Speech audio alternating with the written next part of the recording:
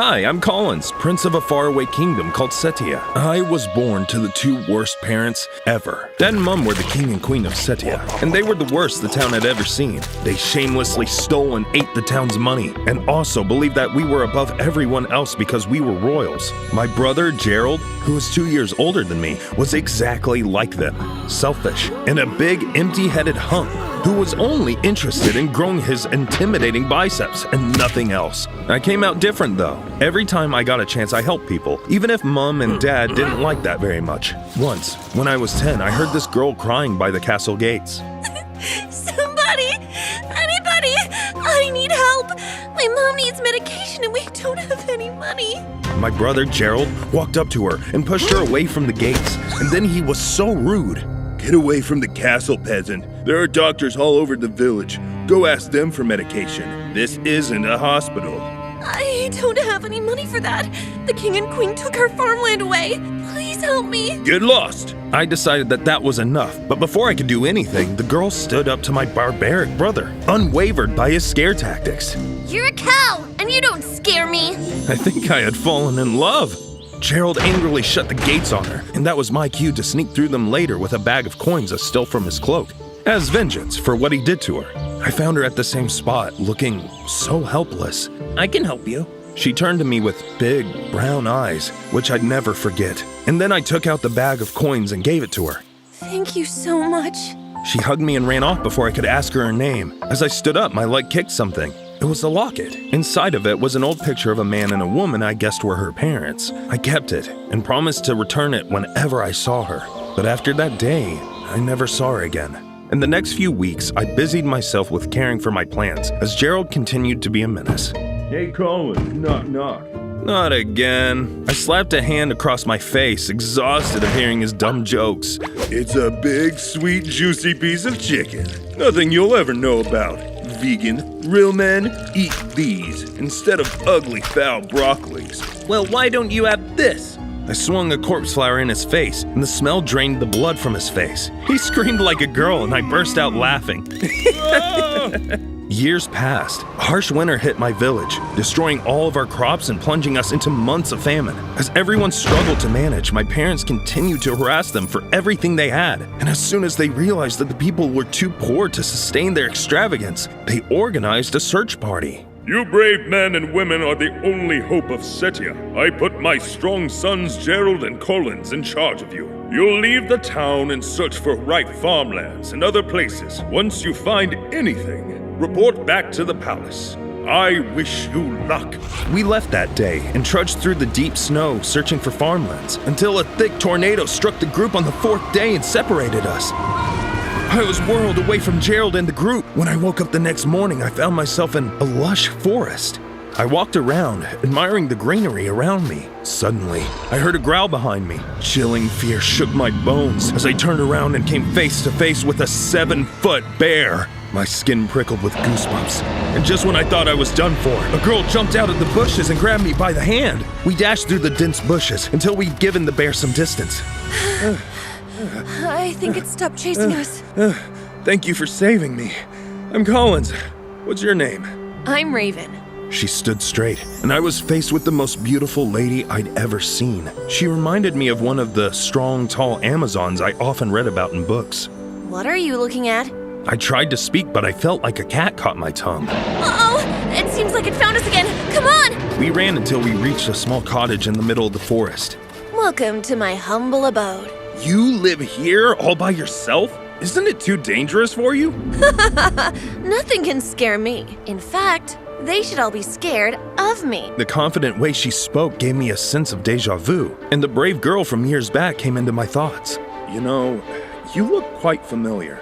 I've heard a lot of pickup lines from guys, but that one is new. A for effort, but I don't think we've ever met, handsome. Wait, I'm really serious. I brought out her locket from my pockets. I've been carrying it around with me since that day, hoping it would lead me to that fierce owner who had faced Gerald, the girl I'd fallen in love with. And now, she was right in front of me. Remember this? You dropped it all those years ago when I helped you with money for your mom's illness. She looked at it as if it were a foreign object, so I opened the locket and showed her the picture of the people inside. I thought she recognized them for a moment, but her expression changed to a frown. I told you I don't know you. That silly locket isn't going to change my mind. And have you never heard of doppelgangers? It's just you look so alike. I closed the locket and slipped it back into my pocket, quite disappointed that she wasn't the one. Raven let me stay with her because I had nowhere else to go. I learned quite a lot about her in that while. How she loved music and loved to dance. We went on food gathering trips together, and in the process, I showed her all of my favorite plants and what I loved about each one. This is the Middle Mist Red. It's one of the prettiest and rarest flowers in the world. It looks like a rose. But it's not. It's actually a type of camellia flower. It'll look pretty on you. Why don't we try? She turned to the side, and I slipped the flower into her hair. Well, what do you think? I was stunned by her beauty. There were no words to express how beautiful I thought she was. It looks so beautiful on you. Thank you. She grabbed my arm. Come on, there's something I want to show you. I followed her as she excitedly led me past some beautiful glowing trees to a sea with an old ship tied to an abandoned dock. We found a lot of boxes in its storage. Wow, so many boxes. What do you think are in them? Why don't you open one and find out? I opened one of the boxes and was shocked to find it filled with diamonds. Where did they all come from? I have no idea. They're my ticket out of here, to somewhere better. We could share them if you want. Raven and I spent our night on the ship, staring at the stars and talking about our futures. I forgot all about Gerald and everyone until the next morning, when I woke up and found myself surrounded by Gerald and the search group. Today is your lucky day, Collins. Your big brother has come to save you. How did you find me? You weren't easy to find, but thanks to my excellent tracking skill, we tracked the debris from the tornado to here. Gerald started to walk around, looking at everything in awe, and I just knew in that instant what he had in mind. Look at all these plants. It can feed an entire town for years. As if that wasn't bad enough, my back collided with one of the ship's boxes, which fell and spilled diamonds. I shifted to hide them from Gerald, but it was too late. Diamonds, too? We're about to be the richest royal family in all of Europe. None of the things in the forest belong to you. Don't tell me you'll starve an entire town because you're a plant freak. Gerald directed the search party to take whatever they could find, and there was nothing I could do to stop them. Meanwhile, Raven had disappeared into thin air. I looked around for her, but she was nowhere to be found. I really hoped she was safe. I watched my brother and the group clear most of the forest in a single day, and we returned home. Mom and Dad had greeted us and then directed the guards to take the diamonds to storage. Aren't we supposed to distribute everything to the kingdom? It's still for the people. We're just helping to preserve it. But I knew they were lying. When they went to bed that night, I crept into the storage room and stole some food, which I gave to the villagers. Gerald and the group returned to the forest every day to get more food, and I followed them on several occasions, hoping to see Raven. I never found her, but I did discover some Middle Mist flowers, which I brought back to the palace and planted all around. They made me think of Raven. A month passed since I last saw her, until one night I had been sleeping when a loud commotion in the palace woke me up. I went to check on the source and was shocked to find the servants running around in terror. But that wasn't my biggest shock. It was Raven right in the middle of the chaos. In fact, she was causing it. Ha-ha! Run, wimps! I'm your new queen now! Raven? Oh, hey there, my prince. Or should I say, princeless? Her guards laughed like she had said something funny. What do you think you're doing? What does it look like? I'm taking over the kingdom from your bad parents. What? I thought you wanted to travel and explore the world. That was all a lie I told you to get you to trust me. I knew it wouldn't be long before you royalties revealed your greed and you proved me right. Just like all those years ago when you gave me a bag of stones instead of coins.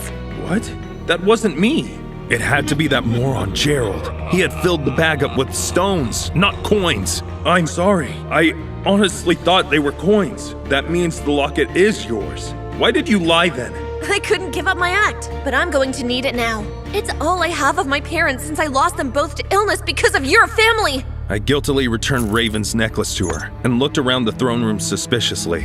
Where are my parents and brother? Sleeping soundly in their beds. You don't think those flowers in the forest were just there, right? Thanks to these guys, they helped me put some sleeping powder into the flowers and I planted them just where you'd find them. I know how hard it is for you to resist your favorite plant. I couldn't believe Raven would trick me this way. I had been nothing but kind to her. Anyways, I have a coronation to plan, so please, find yourself to your new quarters, which is the dungeon. I was thrown into the dungeon the next morning. Dad, Mom, and Gerald were all thrown in there as well. I keep telling you never to mix with poor people. I hope you've learned your lesson now. For days, they wouldn't stop bickering about how everything was my fault, and I wished I could be anywhere else. My wish was finally granted the next week. You, the queen seeks your presence. I was escorted out of the dungeon to the throne room where Raven sat majestically. She motioned me forward and I approached her.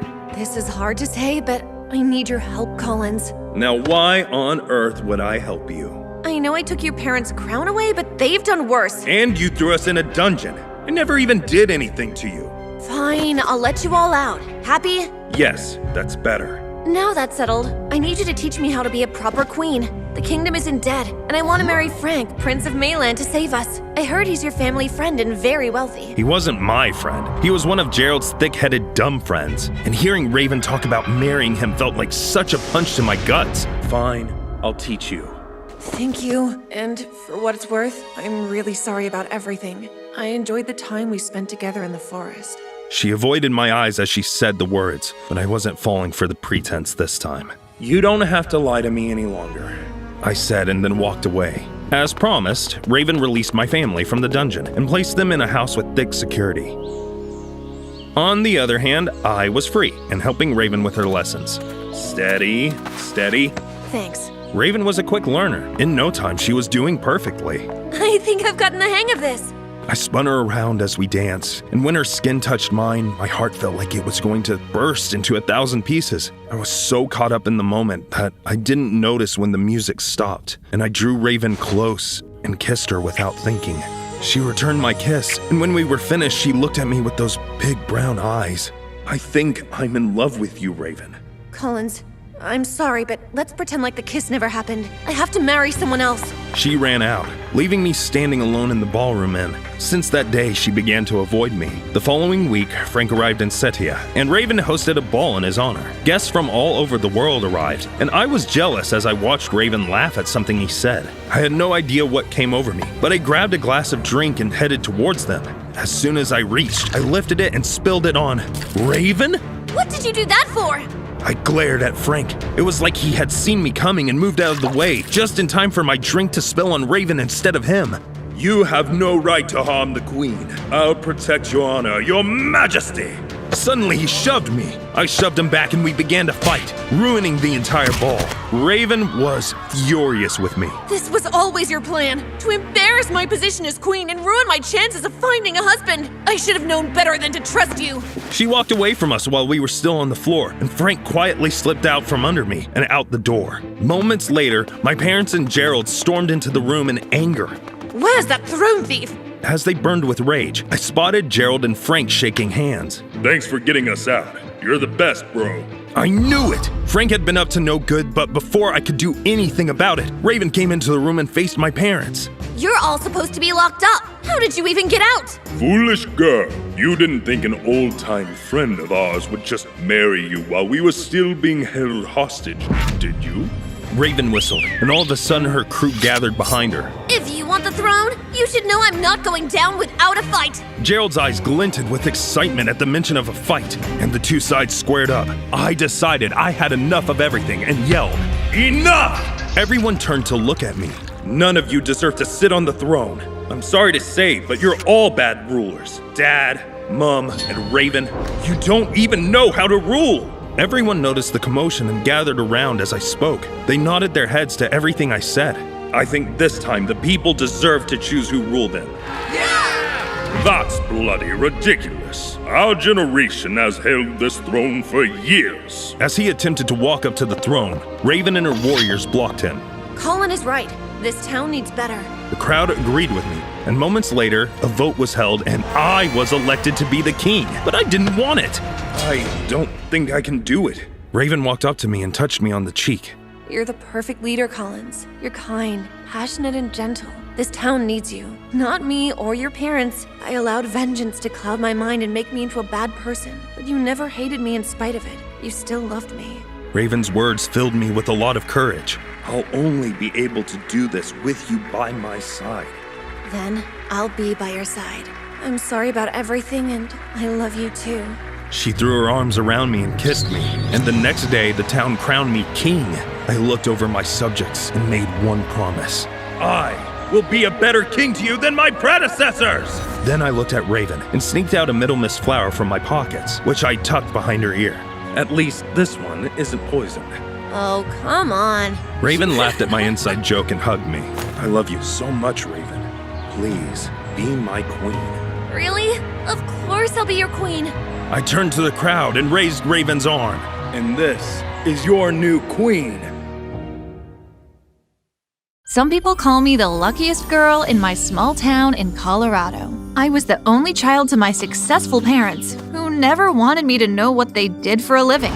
Once, when I was around 6, I snuck into Dad's office. Dad, what are you doing? Jessica, are you in my office? Where are you? Under your table. I want you to tell me about your job. Dad quickly changed the subject, the same way Mom does. I didn't understand, but I couldn't complain because they bought me everything I wanted and more. And then one day, when I was around 10, my parents came back from a busy day, and I was so excited to see them because the whole week they spoke about a big surprise they had for me.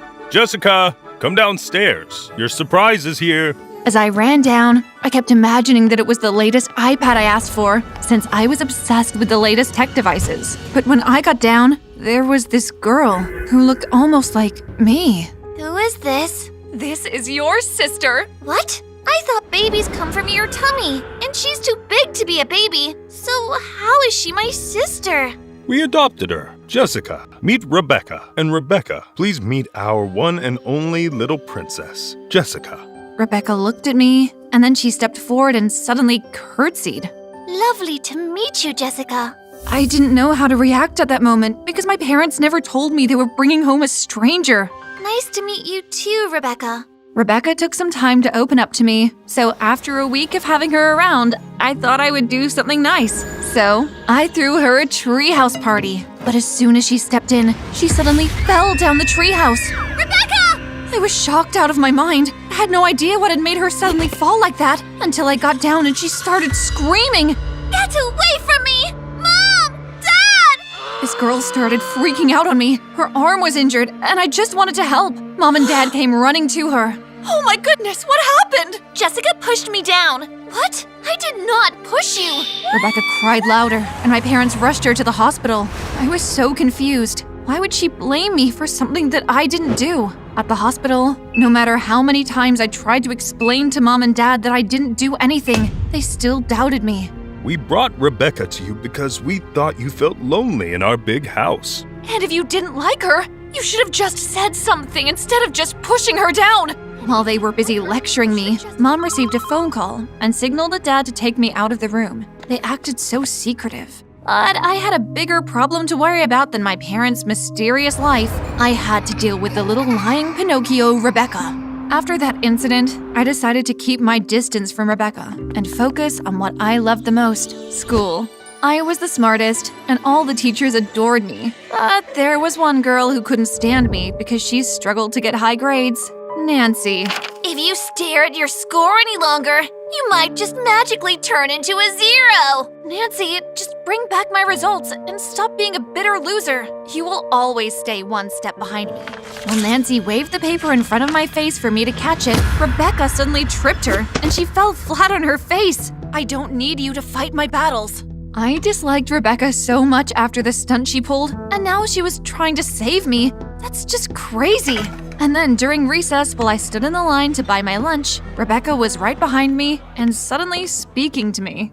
I'll tell your parents the truth. You didn't push me. Why did you do that? I did nothing bad to you.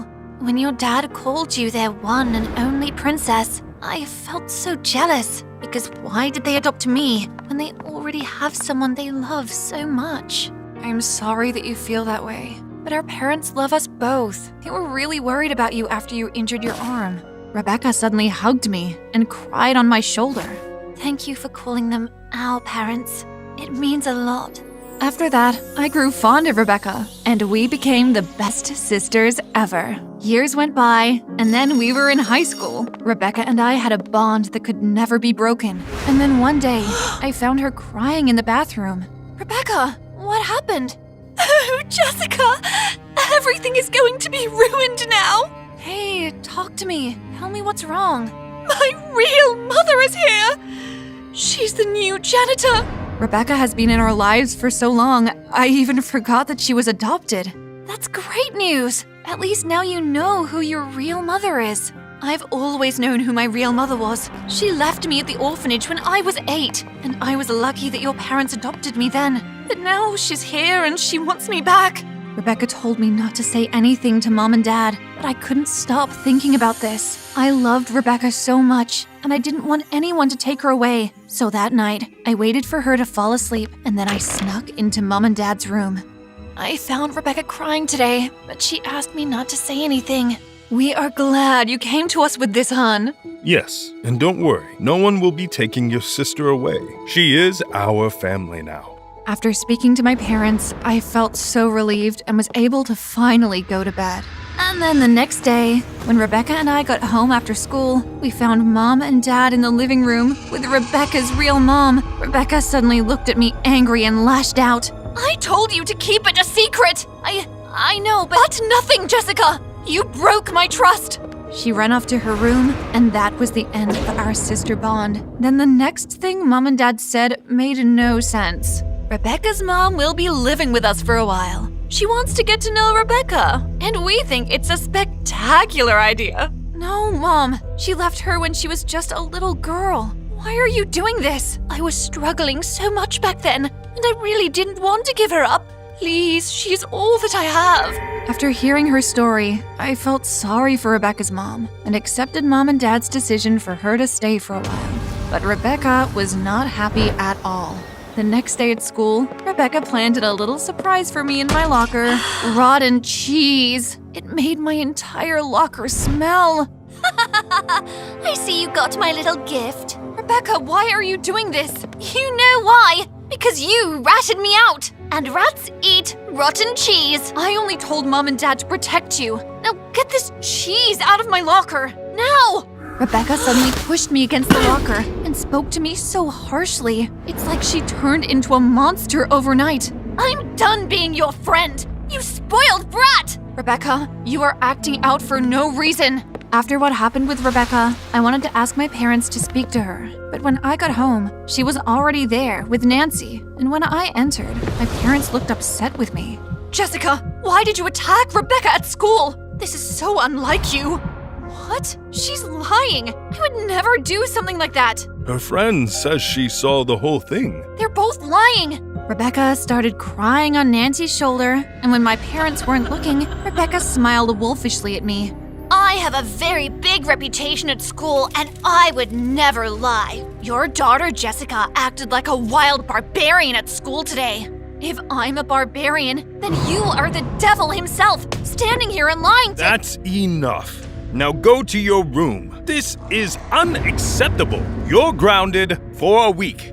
I couldn't believe my parents didn't believe me. They looked at me like I wasn't their child. And while I was moping about what happened, I heard some voices from outside my bedroom window. When I peeked through my curtain, I saw my parents and Rebecca's mom. I opened my window slightly without them noticing and managed to hear everything they were saying. The girls will soon turn 18, and we need to plan their next step.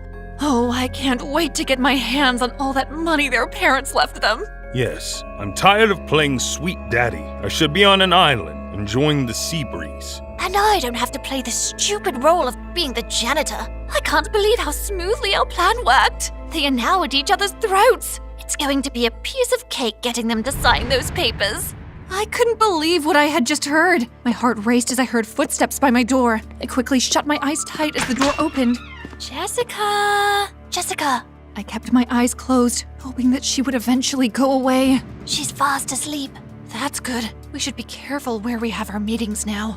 After they closed the door, I opened my eyes and started panicking. I had to speak to Rebecca. The next morning, I overslept. But when I went downstairs, I had to be strong and pretend like I heard nothing. Good morning, sleepyhead. You're up late today. Yeah, I forgot to set my morning alarm. At least I still have time for breakfast. Actually, you don't. We're almost late for school. Okay, I'll just grab an apple. As soon as we entered the school doors, Nancy hung onto Rebecca like glue. Hey, best friend! Rebecca, I need to talk to you. Oh, buzz off, Jessica! You buzz off, Nancy. She's my sister. A adopted sister. Rebecca pushed past me, with Nancy smiling wickedly at me. And when Nancy ran off to go to the bathroom, it was my chance to get Rebecca alone. Rebecca, I have something really important to tell you. Hey, girls! Are you two back to being best sisters? No, and stop following me around school. I don't want people to think that I'm the janitor's daughter. When Rebecca walked off, I tried to go after her, but her so-called real mother held me back. Give her some space. She'll talk to you when she's ready. Just having her hold my arm gave me the chills. After she went off, I knew what I had to do to get Rebecca to hear me out. When it was time for cheerleading practice, I waited for everyone to leave the room, and once the coast was clear, I opened Rebecca's locker. I still remembered her password, and then I quickly searched for her hairbrush, got strands of her hair, and put everything back. I ran to the school science lab, where I thankfully found my science teacher, Mrs. Broody. Jessica, what can I do for you?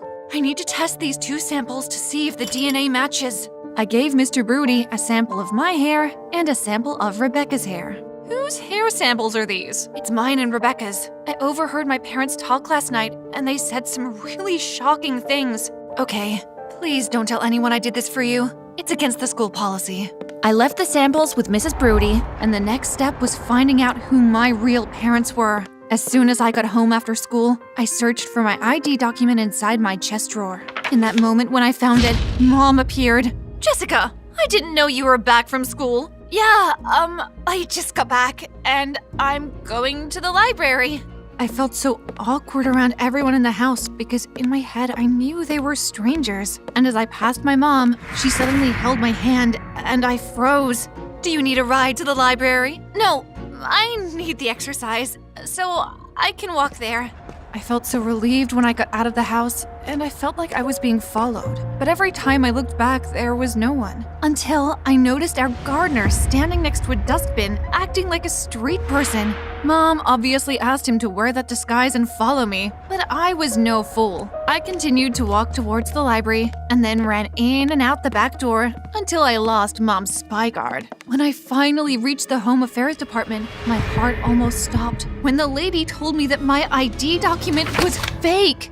How can I find out my real identity? Simple. Your fingerprint. You can fake a document, but not a fingerprint. Once my fingerprint was taken, the police suddenly appeared and took me in for questioning. Why am I here? We have been looking for you and your sister for 17 years. When your parents passed away, they left you under the care of the state. But when we went to search for you, you and your sister were nowhere to be found. But all this doesn't make sense. The parents who took care of me gave me everything. The people who have been illegally taking care of you have been your uncle and his wife. Your parents had 2 trust funds. One was to give you and your sister the best life possible as kids. But your fake parents withdrew all that money, and the next trust fund is more than millions and will be released when you and your sister turn 18. When the officer was about to tell me what to do next, my phone rang, and it was Mom. You should come home, Jessica. Something has happened to Rebecca. I immediately ran out of the station after I got Mom's call. My sister was the only real family I have, and I would protect her at any cost. When I got back home, the people whom I thought were my parents were waiting for me in the living room with Nancy. What happened to Rebecca? Where is she? We'll tell you once you tell us what you've been up to. What is going on here?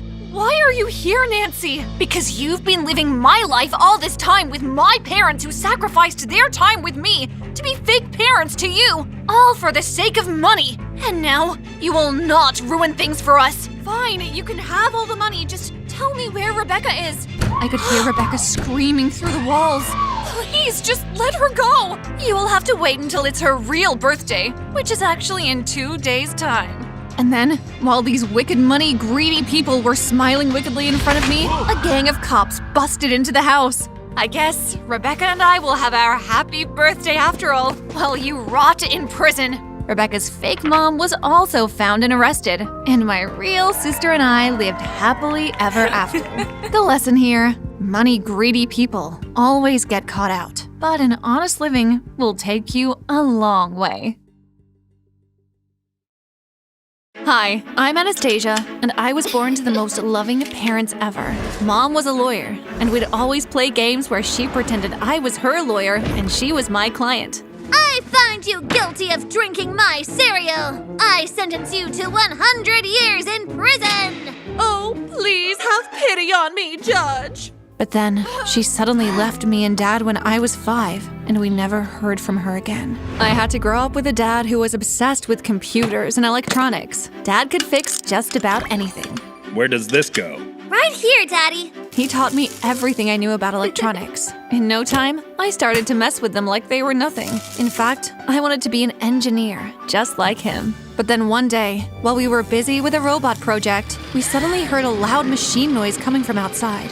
When we ran out to check what it was, we were surprised to find 2 bulldozers staring at us. Sir, this property belongs to Kent Inc. We are under instructions to demolish it. What? Tell Mr. Kent that he can kick rocks. Sir, please move out of the way. You have 5 seconds and we won't ask again. But Dad and I were not about to let these crazy people just tear down our building. So we linked arms together and stood in front of the store courageously. The drivers ignored us and drove their bulldozers towards us without any care for our safety in the world. Dad and I had to jump out of the way. After we lost our store, Dad fell ill and went into a long coma. I stayed by his bedside every day, holding his hand and hoping for the best.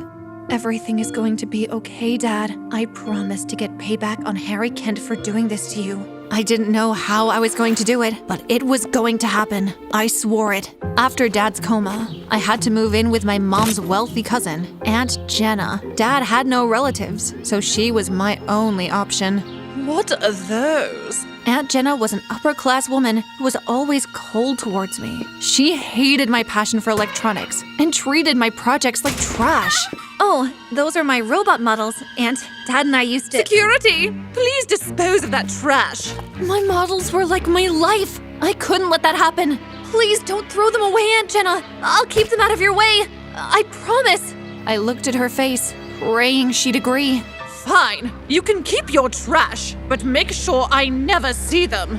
I sighed, relieved. Aunt gave me the worst room in the house, the basement, while she and her daughter, Geraldine, lived like royalty in the biggest rooms. Geraldine was the spitting image of her mother, mean, spoiled, and evil. Once, while she was sunbathing by the pool, I was passing by with a glass of juice and tripped over her foot, which was in the way. She went berserk. You clumsy oaf! You ruined my bikini! I'm so sorry, but your shoes were in the way. That's no excuse, you fool! I'm actually a very smart fool, if you want to know. And then later that day, while I was fixing some robot parts in my room, the she-devil walked in and dumped a bucket of water on my robot. Oops! I thought that was trash, just like everything else in this basement. I saw red and immediately pounced on her. Aunt Jenna heard us fighting and showed up. She pushed me away from her daughter.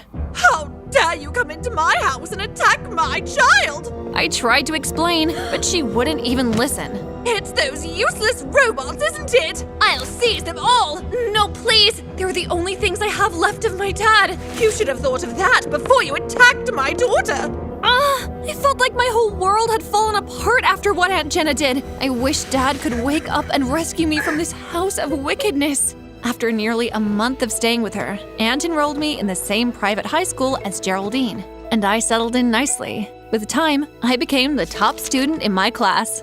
Anastasia, an A+ again. You should teach your cousin, and maybe her D could turn into a B. Geraldine burned with jealousy, but that didn't bother me. She might be the queen in her house, but when it came to the books, I ruled supreme. A few weeks before summer break, my school planned a basketball game. The physics club, which I was in charge of, were helping out with the electrical system in the gym as the cheerleaders practiced their routine. I looked at Geraldine as she practiced. She looked so perfect. If only she wasn't mean all the time. What are you staring at, weirdo? Your makeup makes you look like Ursula. Her royal meanness stormed up to my ladder and shook it, knocking me to the ground. How dare you, you monster! Before she could charge at me, a nerdy kid wobbled into the gym and tripped over some wires, making the lights go off. I could hear him rummaging around the wires for 20 minutes, yet the lights weren't coming on. I'm sorry, I didn't mean to. I'm new here. I found my way in the darkness towards him. Hey, let me help. You might shock yourself if you keep messing around with the wires. With my understanding of electronics, I connected a few wires in the dark and the lights returned. When the lights came on, I saw the boy's face clearly. And oh boy, he was handsome. Wow, how did you do that? It's just the fuse. You displaced it when you were going over the wires. That's impressive. My father owns a robotics company. I could recommend you for an internship whenever there's an opening. Wait a minute, his father? Who's your father? I asked out of curiosity. Harry Kent. By the look on your face, I'm guessing you already know him. Oh, I did more than know him, but Terrence didn't need to know to what extent. Yeah, sure. He's the super popular billionaire, right? Yeah, I'm Terrence, by the way. What's your name? I'm, Anastasia. I hope we see more of each other, Anastasia. Hopefully, I'm not tripping over more wires by then. When Terrence left, Geraldine suddenly appeared in front of me. Throwing yourself with the billionaire's son is a new low for you, Anastasia. She sounded jealous. It must be hard knowing he talked to me and not you. She fumed, but I ignored her and returned to my work. The next morning, I found Terrence in the library, and a plan suddenly struck in my head. What if I got close to him and used him to exact my revenge on his father? I put my plan in place and did the classic girl trips close to boy move. He caught me. Are you all right? Sorry, I didn't see you. Up close, his eyes looked kind, but I didn't let that trick me. Hey, you're the girl from earlier. Please, let me treat you to lunch to show my gratitude. And just like that, he had taken my bait. Sure thing. You owe me one anyways. After school, I met Terrence at a nearby pizza shop, which wasn't where I expected a billionaire's son to eat. I assumed he'd go somewhere flashier, with gold as a meal option or whatever billionaires ate. This is now my favorite pizza place. Really? I didn't believe him. He was putting on the charismatic attitude to fool me. Huh, too bad I was too smart to fall for it. Suddenly, he lifted his hand towards my face. What are you doing? Relax. You have a pizza stain on your cheek. Oh, thanks. You're so sweet. As Terrence cleaned the stain on my cheek, I felt a warm, fuzzy sensation in my tummy. His hand lingered on my cheek before he removed it with a sweet smile. Focus, Anastasia! Thank you. I appreciate the lunch. It's cool. So, where did you learn your impressive wiring skill from?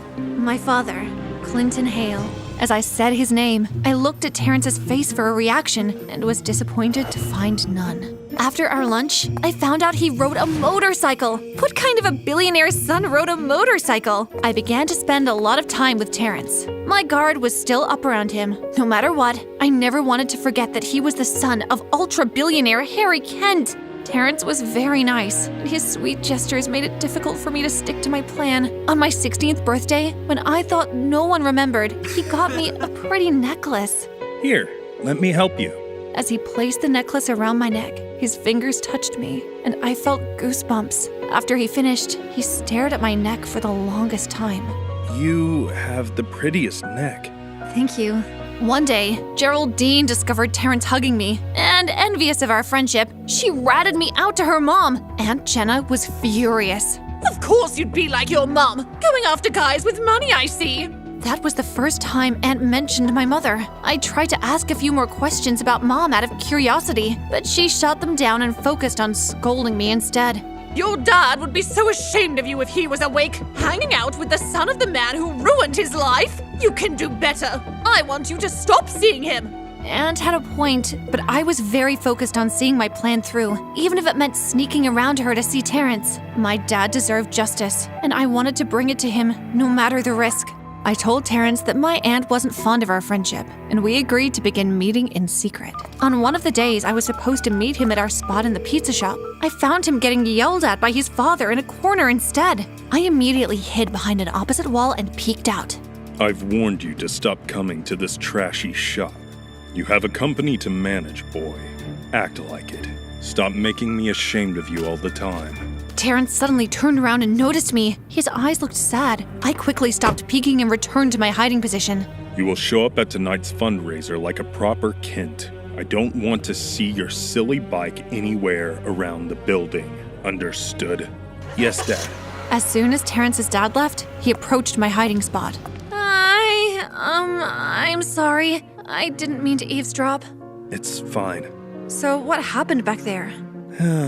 My dad wants me to take over his company, but I don't want to. Why not? I don't like robotics. I want to be a doctor instead. My mom died of cancer when I was little. I want to help people like her. This wasn't the evil Terrence I had conjured up in my head. I felt bad about using him and was already thinking of an alternative to my plan when he said, I can't go to the fundraiser alone tonight.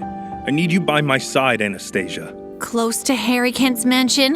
That was a super tempting offer I could not refuse. I didn't want to keep using Terrence, but I promised myself this would be the last time. That night, when everyone was asleep, I sneaked out of my window and ran up to the road where Terrence was waiting for me beside a limousine. I wore a simple gown, and he wore a sophisticated suit and looked amazingly hot. You look so beautiful. He held the door open like a perfect gentleman, and I blushed as I climbed into the car. Thank you. We arrived at the fundraiser, and seeing all the fancy people in their fancy clothes made me feel inferior. Terrence didn't care. You're the prettiest girl in this room. Terrence was called up onto the stage a few minutes after we arrived, and he had to leave my side. I took advantage of the opportunity to snoop around the mansion for dirt on his father. During my search, I came across a door that seemed like Harry Kent's office and went in. I started searching the office for whatever I could find, and bingo! That's when I saw it. A folder tagged "Confidential" right inside his drawers. I suddenly heard his footsteps approaching, but it was too late for me to hide, so I stuffed the folder inside my gown. Anastasia? Mom? It was my mom! But our reunion was cut short when we heard the sound of someone else's footsteps. Jump out of the window, quick! There's a ladder under it the plumber forgot this afternoon. I was so angry at her. After she left Dad and me, she never once cared to check on us. Why would I listen to you? You left me for years. I'll explain everything later. Please, just listen to me. Go out, now! I decided to listen to her and quickly made my way through the window and ran back to Aunt's house. As soon as I got home, I called Terrence to let him know that I left the party early. Then, I began to go through the contents of the confidential folder. What I found shocked me. My father used to own the company with Harry Kent before Harry accused him of fraud and kicked him out. Dad made me a major shareholder in Kent Inc. during his tenure there. This meant I was worth $1 billion. But Harry wanted to take it all. I wondered what Mom had to do with all this. Early the next morning, I was awakened by a phone call from an unknown number. Hello? Anastasia, it's Mom. Listen, I don't have much time. Come over to the abandoned trailer park as soon as you can. Mom sounded like she was in a haste, so I dressed up and hurried out to meet her. As soon as I got to the trailer park, Mom's car drove up to me and I got in. To my surprise, she hugged me. Oh, I've missed you so much, baby. I was so shocked. I'm sorry for everything, but not reaching out to you guys was the only way to keep you safe. How? When your dad lost his job all those years ago, we hatched a plan. I was supposed to get closer to Harry Kent and save our family's legacy in the company. Keep your enemies closer, he always said. Is that why you couldn't spare some time to even check how I was doing? If I did, Harry would know where you were. You're a major shareholder in his company. He wants you out of the way. I had to lie and say I had dumped you somewhere in the Sahara Desert. Everything she told me added up, except for one thing. Aunt. What about Aunt and Geraldine? I pay your auntie thousands of dollars each month to look after you and keep your presence safe, which was working fine until Harry decided to relocate her. Wow, and that selfish woman had the guts to act like she did everything for me for free. I told Mom how mean Aunt Geraldine had been to me, and she was angry. That Jezebel! I'll teach her a lesson for messing with my daughter. For now, honey, stay safe. I have a plan, and it's nearly ready. Mom and I kept in touch through secret phone calls. I told her everything about my relationship with Terrence, and she encouraged me to be honest with him. I'm in love with Terrence. If he knows I was using him, he would kill me. He's a nice kid. He wouldn't. And while I was on the phone call, Geraldine suddenly appeared and played a recording of my phone call to Mom. I wonder what Terrence will do once he finds out you're using him. I tried to snatch the phone from her and accidentally pressed the send button, which sent the recording to Terrence. Uh-oh. Terrence listened to my recording and started to avoid me everywhere. He wouldn't even let me speak to him. I was devastated, but Mom encouraged me to focus on the plan. On the day Harry Kent was to meet the board of directors to remove my shareholder status, I showed up to the meeting. No one has seen Hale's daughter for years. Who are you? Anastasia Hale. He looked like he was about to explode. Prove it.